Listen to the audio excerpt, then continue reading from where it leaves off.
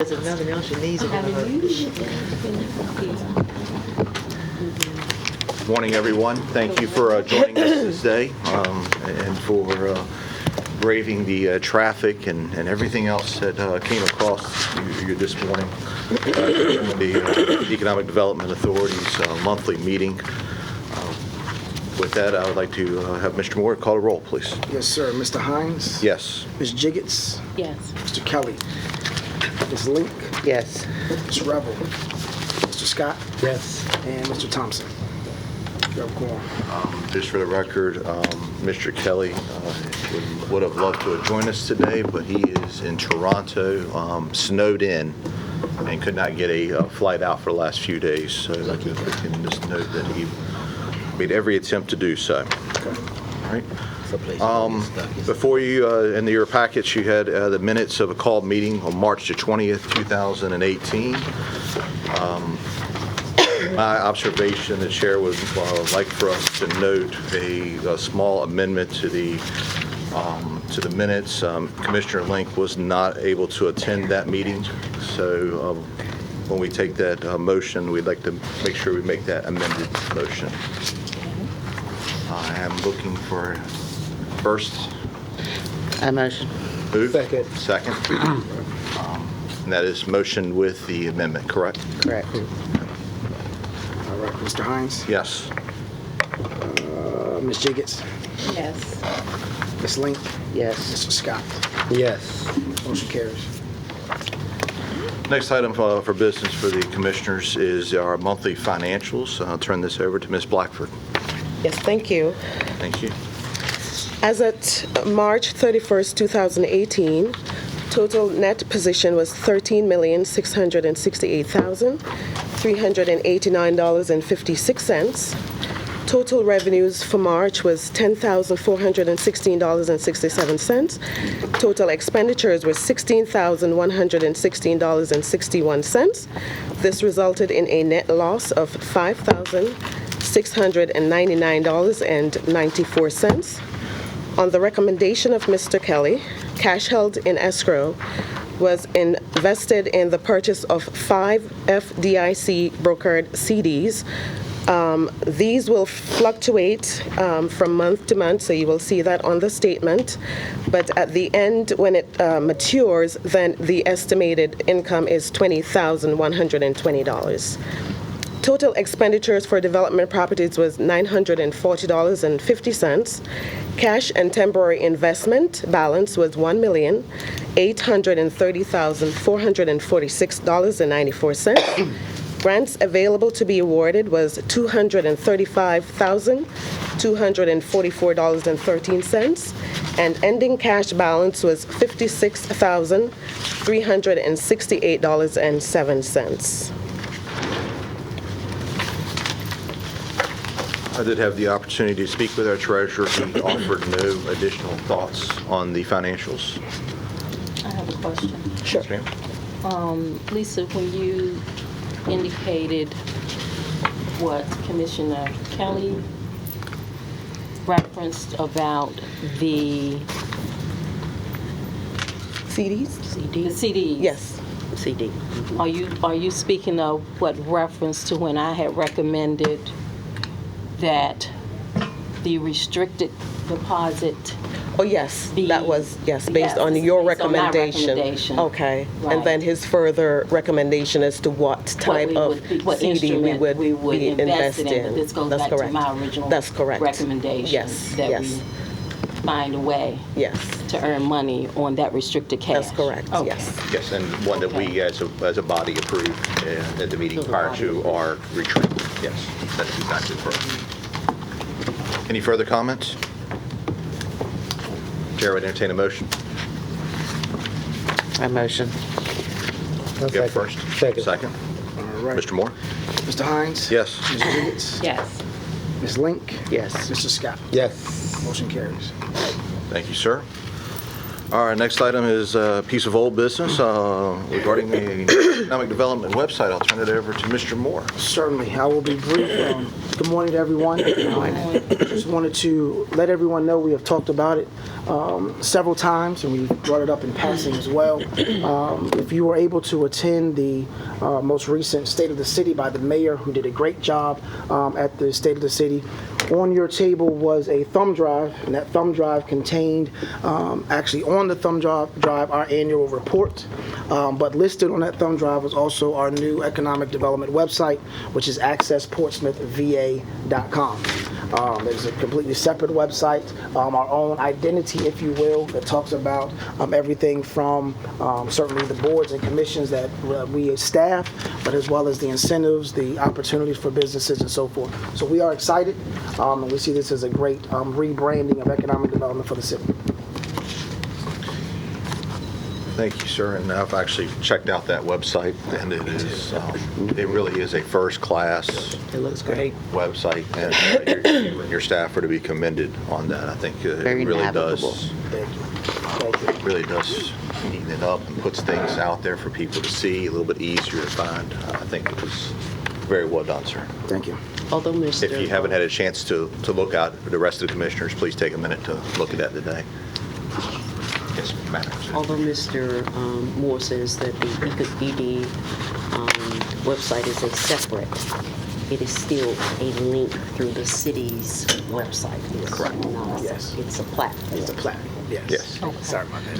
Will the minutes and all of the stuff that's on the old EDA site go onto the new site as well? Yes, In a different place? the majority of those are To on there navigate. now. Make it a little bit easier to navigate, so you'll have 2016, 2017, and 2018. Okay. And then you can click and you'll see each one individually. But yes, when you, I was remiss in saying that yes, when you go to the city's website, the link is there. So when you click on economic development, you will now be taken to our website outside of the city's platform. So, but we do thank Dr. Patton for the opportunity to have that happen, and we look forward again to maintaining it, keeping it robust. We will also have on there, as we've discussed in the EDA and City Council retreats and meetings, our tiering system, where we talk about the properties that the city owns, the EDA owns or holds, and certainly other properties that come into our control. That will be listed as available properties on the city's website, and we are working on that. We anticipate having that within the next 90 days. So, Fantastic. Again, great work. Thank you very much. Well needed. Yes, very much so. All right. Moves us into our new business. And we do have a stormwater regulations presentation. Mr. Moore, would you mind introducing Ms. Pittinger? certainly, this morning we'd like to, as we look to redevelop downtown, but as we go throughout the city of Portsmouth, certainly there are regulations that are in place that will affect how development is handled. One of those are the flood regulations and stormwater regulations with regards to our properties. So this morning we have asked that Ms. Meg Pittinger from our planning department come in and do a brief presentation about those regulations. Thank you, Robert. Stand back here behind Mr. Kelly's chair. I'm going to pass around a copy of part of the flood map that shows the downtown area, since that's probably the area that would be impacted the most for your concern. As Robert said, I'm Meg Pittinger. I'm with the planning department. I'm the floodplain manager. Excuse me. As you can see on the map, a lot of the downtown area is in the regulated zone. So what I want to talk about is just briefly what is the relationship between the flood zones and impacted properties in the design districts, because that's where you care about what things look like. And then what those impacts might be on the programs on those buildings. I did go and talk to the Downtown Design Committee in February, which is what the genesis of me being here today is, and then the HBC in November. It's not a new phenomenon in Portsmouth. This is the corner of, this is Washington Street looking south towards High Street. That's a professional building. That's St. Paul's Church. This is 1962 in the flood. So it's it's not a new problem, and it's not going away. Okay, it's only going to get worse. So you can see on your map there, when you look at the maps, the blue areas, I tell people think of blue as water, yellow is caution, and red as danger. So the red areas are the wave zones. Don't have to worry about that too much in the downtown area. It's mostly in the north-facing coastal areas. And then the yellow areas are not regulated. But as we tell people, anywhere it rains, it can flood. The regulated flood zones are based on tidal inundation. They're not based on rain at all. So as you all know, as you've driven around when it's raining hard, anywhere it rains, it can flood. And so flooding will and has occurred outside the map zones. And we tell people water doesn't know where the line is. It's just a line on a map. So don't think just because, oh, I'm in this area, I'm fine. Ask the people in Windsor Woods and Virginia Beach, because that's not a map flood zone either, because that was based on rain. So again, you've got a copy there of the downtown areas. Probably 2/3 of it is in the regulated zone. And again, other areas can flood as well. Oops. So the flood regulations apply to all new constructions, and then also what would be a substantial improvement, which is defined as 50% of the market value of the structure. Okay, so if you're coming in and the building is worth $1 million and you're doing $10 million worth of work, the flood regulations are going to apply to that structure. If you're doing a minor, then the flood regulations don't necessarily apply, but we would want you to make it as flood resistant as possible. Substantial damage if you have a fire. So, and it damages more than 50% of the value of the structure, then the structure then still needs to come into compliance with the flood regulations if you meet that requirement. So it's not just flood damage, it's any damage. Tree falls on it, car runs through it, an earthquake happens, anything like that. So for non-resident, so the previous slide said that you have to elevate. So for single-family residential construction, you have to elevate. We don't want people to have a flood wall built around them and then stay in their house. That's not safe.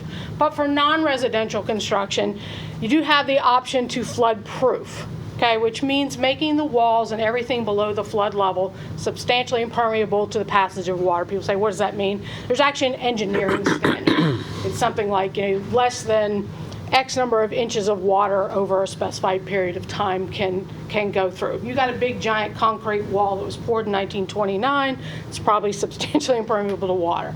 Glass walls, probably not. And you can do minor mitigation. So even though it's not a substantial improvement, you might want to just do something to protect your structure so that you don't have to keep fixing it. And so some of those projects might involve flood doors or flood gates over the threshold or over the windows. So why would you mitigate? Because A, it's a pain in the neck, right? You don't want to get flooded and then have to recover. You want to be back to normal life. That's what makes the community strong, is being able to get back to normal as quickly as possible or avoid the damage or the disruption to begin with. So what are the things you can do to mitigate? I found this slide, and I always like to put it at the beginning just for some humor. So apparently this is the most utilized mitigation strategy in Pennsylvania. You can tear the thing down and build new. Not saying that's what we're advocating, but it is a way to make structures more resilient, because then the new structure is new construction, has to be built to the new codes. But you can also elevate. Primarily this is going to be for smaller structures, but larger structures can be elevated as well. You can move it. Okay, again, maybe not practical or desirable because you have historic structures in a historic area, you want to keep them there. But I always say if they can move this, they can move anything. So people say, oh, it's too big, you can't move it. I would dispute that. But you can also, for commercial structures only, not for residential structures, you can put in flood barriers. They can be temporary, that are just put in advance of a storm. Typically, something like this would have a neoprene or rubber gasket that would seal it out. Or they can be permanent. And again, you would put it in place when the flood was coming. Again, you don't want anybody to be inside the building while you put a flood door. Because then if there's a fire, they can't get out. So you have to have a plan in place for maintenance, but also for what is the process? Or maybe you have a means of egress that is above the flood level that people could get out. From a flood manager standpoint, I don't care what it looks like. I care about design and performance. But in a design district, you probably care what it looks like. You don't want some giant industrial looking door in your historic district or in your downtown area. And there are ones, I like this one that's glass. That one is obviously permanent, but it blends right in with the building. You might not even know that that was a flood barrier. And then you can see on the left there, it can be something, those are temporary. They're put in place when the event is occurring, but they've got some permanent brackets down at the bottom. So again, there's lots of different options. They can protect those glass doors, or this is a McDonald's somewhere, they've got something, they built a little wall, put in a flood barrier that then again, they will pop up when the flooding is going to occur. So we discussed with the DDC and the HPC whether they wanted to make some changes to their guidelines to address the flood requirements. Currently, the guidelines, particularly in the downtown area, require for commercial buildings to be at grade with a sidewalk. Well, that's a problem when we have requirements as you should elevate or flood proof or that sort of thing. And again, I don't care what the thing looks like. Zoning doesn't care what the thing looks like, but in a design district, that's potentially important, particularly if it's going to be permanent. So that's something that they'll be discussing further on.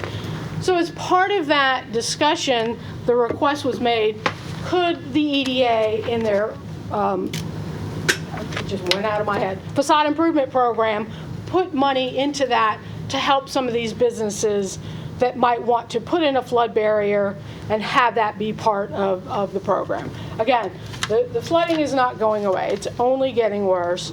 And so it's going to be something that's going to continue to come up as we move forward. And certainly it's better to protect structures than constantly be preparing. The studies have always said that for every $1 you put into mitigation, you save $4 in investment. After Matthew, the federal government actually went through and they said for every federal dollar that was spent, they saved $6 of damage. So it's never something that's going to go to waste. And again, it's always better to have the damage not occur and have the business or the residents or whomever be able to continue on with their life. So that's all I've got. If you've got questions, I'll be happy to entertain them. Commissioners, if you have any questions, feel free to ask. Quick question is, when you talk about regulations, are you talking about FDIC regulations, EPA regulations? This Whose is the regulations? city's flood ordinance. Okay, It's a okay. standalone ordinance that is one of the city's ordinances, and it applies to all development within the city. Okay. That is within the mapped flood zones, again, that you see there in the blue areas. And again, flooding can occur outside of that and frequently does, and we would encourage anybody who has had flood damage to do something to mitigate so they don't have to do it again. I mean, it just, definition of insanity. Ms. Ennis? Just a comment from an economic development standpoint. These regulations now have a financial impact on businesses, which I didn't realize when I moved my own business from High and Crawford to 355 Crawford, which is an 8-story office building.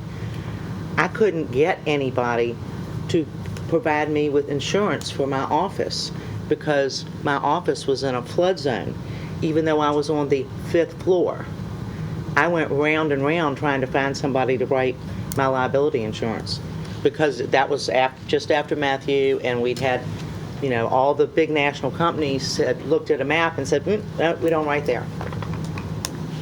My State Farm has already told me I live in Admiral's Landing. Doesn't matter that I live up in the air. As long as I keep paying my premium, they'll keep my condo policy. If I ever stop or I move, even if I move to a different unit within Admiral's Landing, they won't write it. Wow. Because it's in the flood zone. So it matters. I have a question regarding the cost of these barriers. Do you have an estimate? And I know that's not in your wheelhouse, but Yeah, I don't really. I mean, I would imagine you're talking, several $1,000s. Certainly, it's going to depend on how high you have to go, which again is going to depend on the flood elevation and the ground elevation, but also how big of an area. If you're just covering,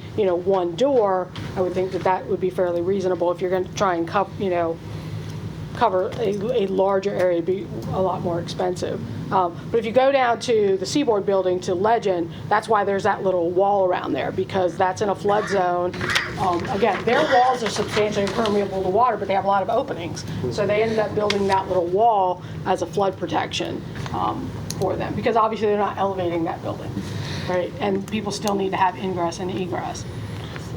So, Madam City Manager. Go on. I was just going to say, at this point, we're kind of waiting for the historical preservation and the downtown design to give some more feedback on what this kind of would look like? Are we kind of waiting for what?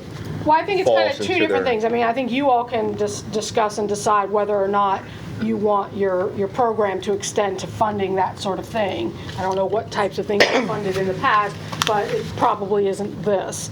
And so I think that's your level of discussion. And then, once somebody comes forward to do one, the DDC and the HPC are going to have to decide, hey, what should this look like? And again, a lot of them probably will be temporary. It'll just be something that they install brackets on the side and then keep it in their storeroom.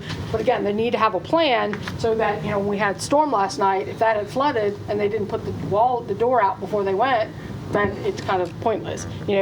Obviously for storms that we know are coming, it's a little bit easier to prepare, but because we're getting these, rainier rains, stormier storms, they can happen without you even knowing. We had a rainstorm, it's been about 3 or 4 years ago, in the middle of the day here, and within a half an hour, we had 3 feet of, before this building was built, we had about 3 feet of water in the parking lot across the street. People got their cars flooded, had no idea.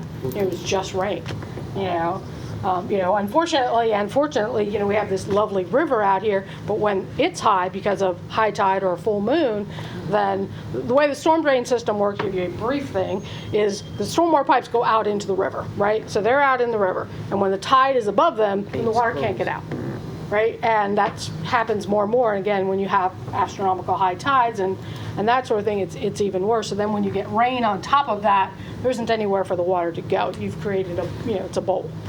Madam City Manager. I was going to say, most times people don't think about flooding issues until there's an alert that something is coming.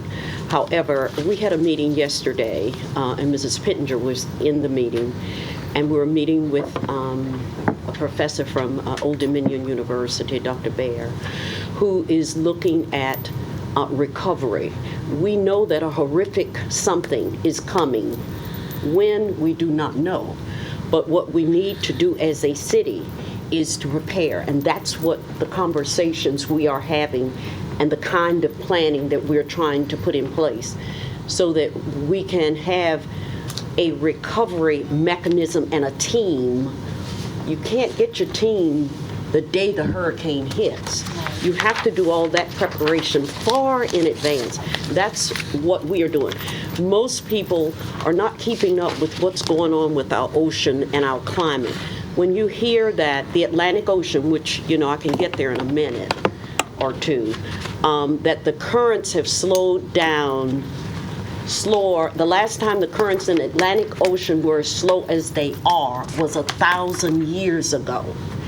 And then with that happening, then fresh water is seeping into that ocean, which is saying to scientists, oh, that happened when the ice age hit. And it's things that are going on we aren't paying attention to, but we are trying as a city and a team to stay ahead. We had a great meeting with him. We are a model city that Old Dominion is working with, and we want to be a model of how, if a horrific storm hits, how we can recover quickly, and not just quickly for the city, municipal, for our citizens who are part of the city. I certainly find myself in support of being able to do something for the downtown area, especially the ones that are in the blue area. I think that's important, but I do think that we probably need to work with the downtown design to make sure whatever we say we can approve, because I think we also need to set some parameters for ourselves from a financial standpoint as well. I don't know if with our funding that we're going to approve in this budget, it's to a point where we can have the most elaborate thing in the world.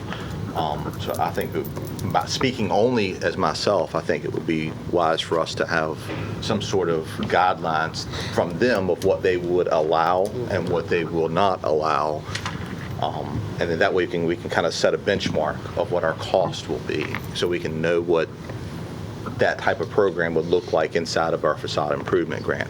I certainly welcome any other additional comments, but I kind of think this is. Yes, if I can weigh in on this. You mentioned that there are permanent barriers and there are temporary barriers.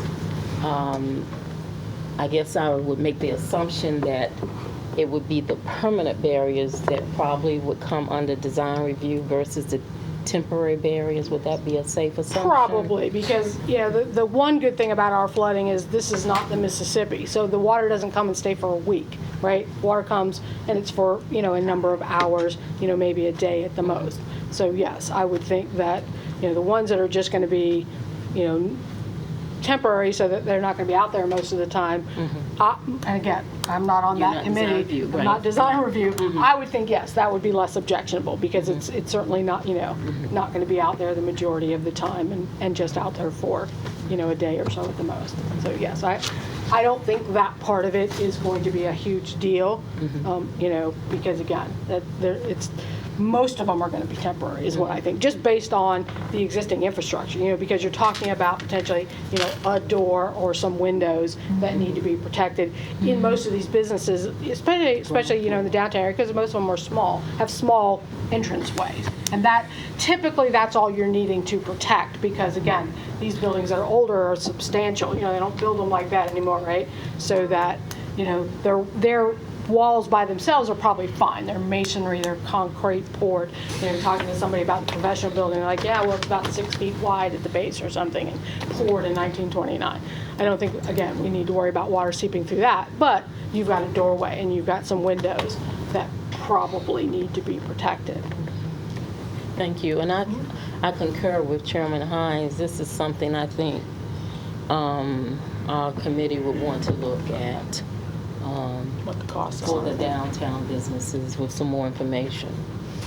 Do we have a consensus of the group to maybe task the group that did the facade improvement grants to explore this over the next month or so and bring us back a recommendation? Is that? Longer than that for them. Well, I'm just saying for us to at least start looking, Right, okay. carving out maybe some funds inside of our Okay. 300,000 kind of thing. I mean, I don't have a problem with it. My issue is that we have no idea what the cost will be. And That's so what I'm I wouldn't even want to. I wouldn't even want to address it until we come back with some menu of cost. What's the variation? Do we get a camera? Are we getting Teslas? What are we getting here? Right. So we can understand what the costs are going to be. That's what I prefer. I think it would be advantageous to have someone from the design committee to come and Design talk to review. us about what the costs might be, or what those designs They might can't need tell to you look that. like, and how much they might need to cost. Councilman Smith. Keep in mind, and some of you may not be aware, downtown area has an underground system of manholes and duct banks that are all common. And one thing the city has already started doing a number of years ago is identify a lot of these old pipes and old duct lines, and they're already been in the process a number of years trying to upgrade and replace a lot of them. One thing that was considered too, and I'm not sure where that was when I was on council, is a massive pump station that would actually when the water gets up to a certain level in the system, it would automatically pump water into the bay, just as Norfolk has. If you may not be aware, there's like 2 monster pumps that are in front of the bow of the Wisconsin, and when the water level in the downtown area, Norfolk, gets to a certain level, those pumps automatically kick in and expel water back out into the river. And Portsmouth has been considering that also, and I'm not sure where that is and the cost, but as has been said, you can't afford to provide barriers and to provide anything even temporary for businesses other than, as you suggested, maybe looking into grants or other types of funding that may be available to assist them. But there's no one from design that can come in and tell you what anything like that can cost, because it's going to depend on the architecture of the building. It's going to depend on whether it's electromechanical, whether it's manual. So it's just too broad to try to pin down a cost. It's going to be hundreds and thousands of millions of dollars depending on the type of installation that you're dealing with. So I think the best you can do is, like you're suggesting, is looking at maybe some support for businesses that may want to do something like that, grants or whatever. But for you to think you can fund that is kind of pie in the sky. But that's just what I don't think we what I were think. considering funding the full cost of it, but just to give businesses what assistance Right, we and could that's- through our grant programs. And that's what I'm saying. That's the best thing that you can do, is to provide them assistance, direction. And whether that looks like, a 50% match grant, whether that is a do not exceed X number of dollars grant. Right. We've got a number of mechanisms we can use to assist. So I think it may not be a bad idea for us to have somebody from downtown design to see what their thoughts were. Maybe come back and just give us a general idea as we kind of take a next baby step towards this, and then see what their thoughts are and move forward. Is that okay with you? Yes, I'm going to let Mr. Smith know that although you were on council some time ago, the city continued to move forward. The stormwater pump station is under design right now. Okay. So we have continued, and it's under design. Yes, Councilman Smith, thank you for bringing that to our attention, because I was not aware that Portsmouth does not have a, as you call it, a monster pump station, but that is definitely something, not for this EDA committee, but as a citizen, I certainly would support. It's already being designed. That's good. But now it's not going to pump the whole city of Portsmouth. No, just Oh, we understand that. Unless you No, let's just make that clear. Okay, Miss.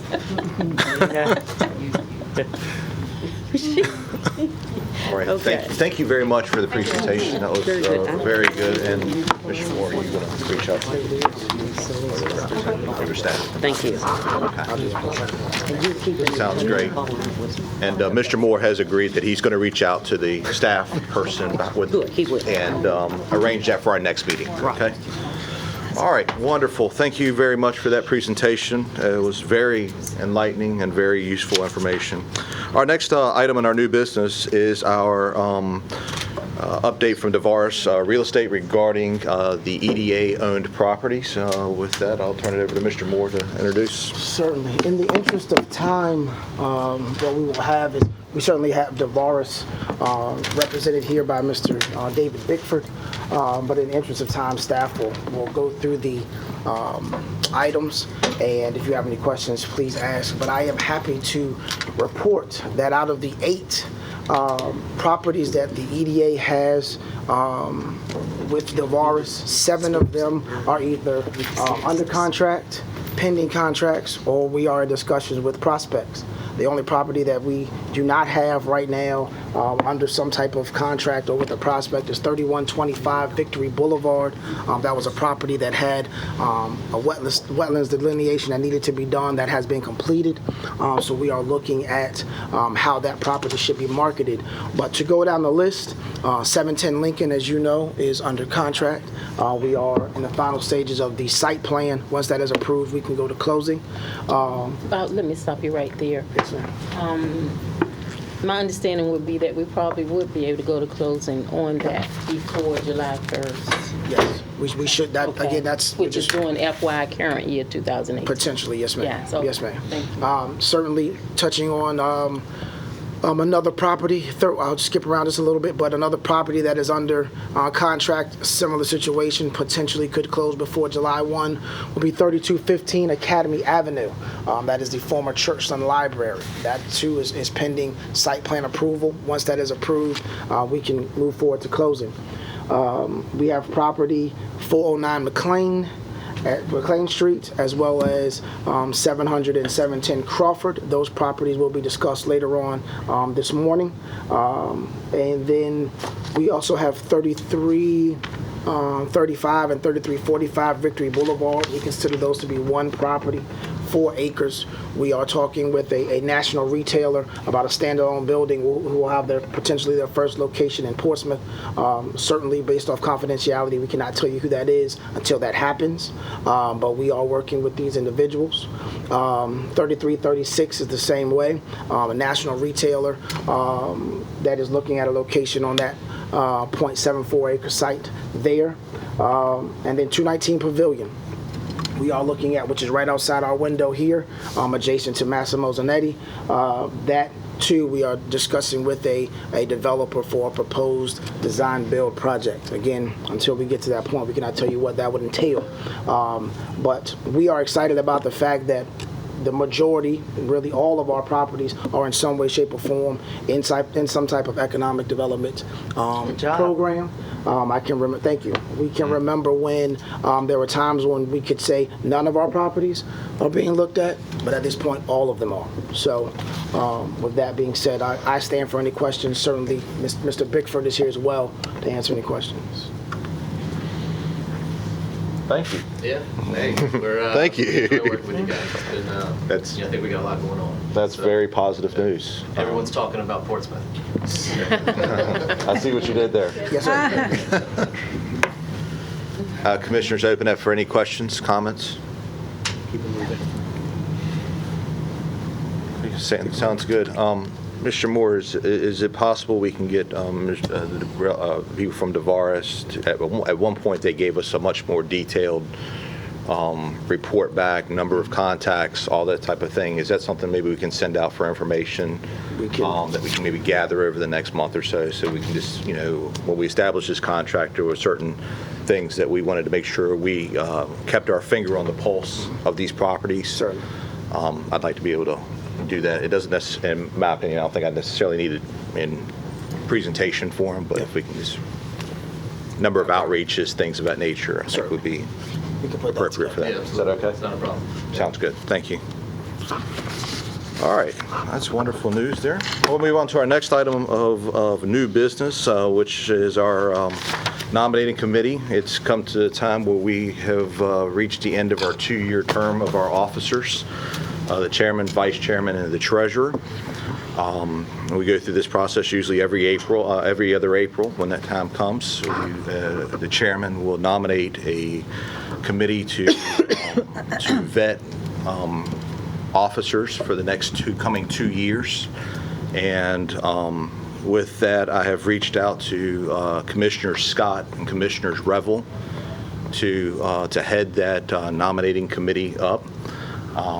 Just in the interest of full disclosure, these individuals also could nominate themselves should they wish to take an office. But the expectation is naturally anybody of the 7 commissioners that are interested in holding an office, I'd ask that you reach out to either or both of the nominating commissioners. Also, I charge the commissioners to get together and discuss and talk about our future movements and how we're going forward, and to vet out these candidates and to bring us back a slate of officers within the next 2 months is when our expiration is. I believe we serve till June 30th, correct? Correct. Okay. So we will probably need to handle this business in the June meeting, so I ask that we have that together. Y'all have any questions regarding that? And again, I appreciate you both accepting that responsibility for our group. All right, it goes to the next item is commissioner comments. Ms. Link, any comments, concerns, questions? Actually, if y'all were at State of the City, thank you for coming. It was a great success. I was very excited. And I was more excited when I heard the mayor's speech. Didn't know that was coming. I have keychains. Anybody who didn't get an anchor keychain or a ship's wheel keychain with a compass on it, Robert so kindly gave me back the bag of them that say chamber on the back of them. So, but I have them here, so come get one before you leave. Sounds wonderful. Mr. Scott? No comments. I was going to comment on the mayor's speech and the state of the city as well. Congratulations. Offer my congratulations to you Thank you. as well for a wonderful event. You and the chamber did an excellent job, represented Portsmouth very well, and very, very proud to be a citizen. And we really, you really did a great job. I love bragging on the commissioners, and you certainly did an excellent job. So thank you. Commissioner Jenkins? No comment. All right. With that, we will go ahead and move into our closed meeting. I believe we have some closed items that staff needs to bring. Will you actually read us into closed meeting today? Certainly. Thank you very much.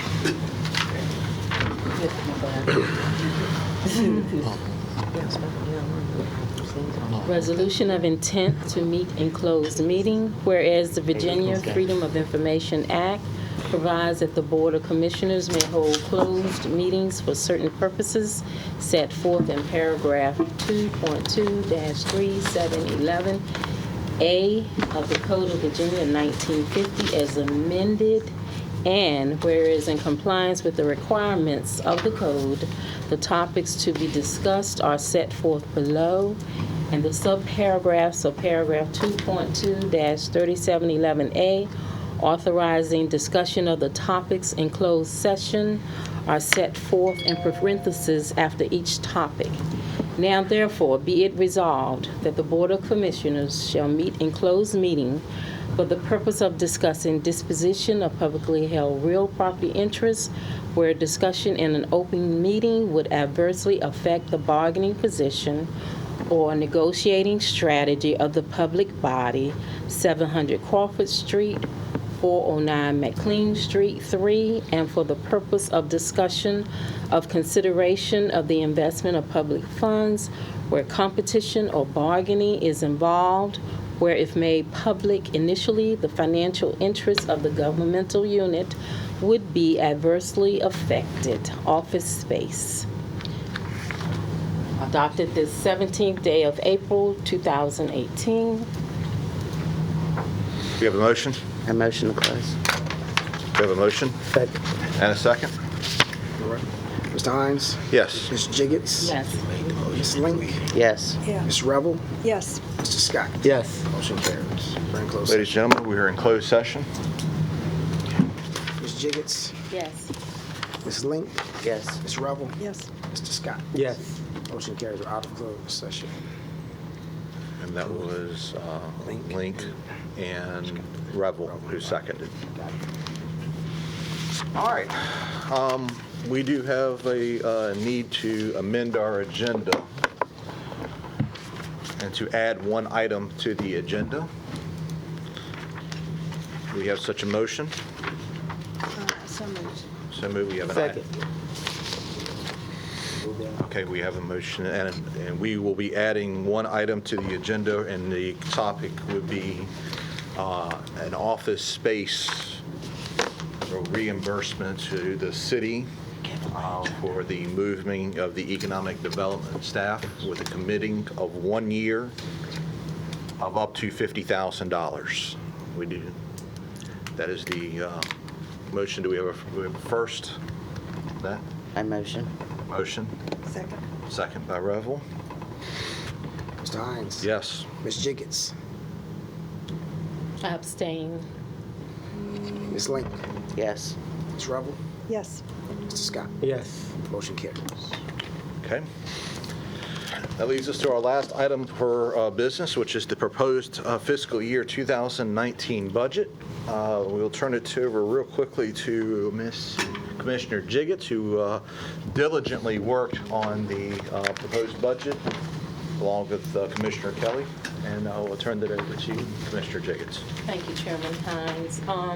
And I won't go into the entire budget again because we did do that at our March meeting. If you will notice that our revenues, we are just going to show the air rights of that 125,000 from the Renaissance for the garage air rights, which actually passes through to the city of Portsmouth. We pretty much addressed at the last meeting the line items. For 710 Lincoln Street, that was removed because that probably will close by June 30th, which would be the current fiscal year.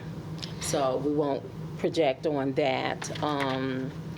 We had already talked about the 52,000 for business development, 20,000 for the grants that will include the port events, and the $100,000 contractual legal projected expenses. So that's really honest. The only focus that I think that I would need to bring to you all attention that becomes further impact on our budget. And so with that, unless there are some questions, I think we've gone over it pretty clearly. At the last meeting, we made the adjustments. We took out projected revenue, although we do anticipate that we will see revenue in this fiscal year 2019. But we won't show it as of yet, and we can always come back and amend our budget. Are there any questions? Then I would move that we accept this proposed budget for FY 2019. We do have a motion on the floor. Second. Commissioner Link with a second. Any further discussion regarding this?